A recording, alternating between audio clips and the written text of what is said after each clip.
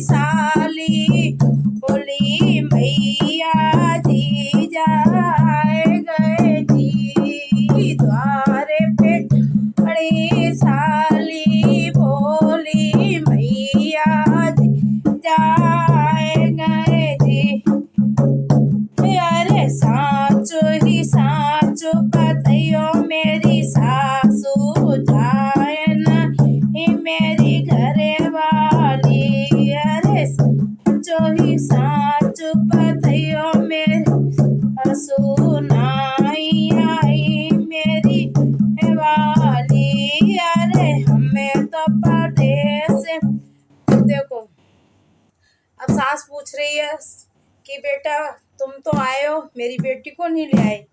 तो अब दामाद अपनी सास से बोलता है कि हम तो परदेश में रहते, हम तो सीधे चले आए, हमें तो पता ही नहीं थी। मैंने सोची चलो पहले ससुराल होते हुए चलते हैं, क्या पता वहीं की खबर ले लेते हैं पहले। तो अब वो देखो फिर अपनी सास से बोलो, अरे हमें तो परदेश में रहते हैं, वहीं से सीधे आए रहे जी। हमें तो परदेश में रहते हैं और वहीं से सीधे आए रहे। अरे एक बन नांगे तुझे बन नांगे, तीजे बन पहुँचे अपने घर जी। एक बन नांगे तुझे बन नांगे, तीजे बन पहुँचे अपने घर पर। अरे अबे तो साँच बतइयो मेरी या कहाँ गई मेरी घरवाली। अबे तो साँच बतइयो मेरी या कहाँ गई मेरी वाली।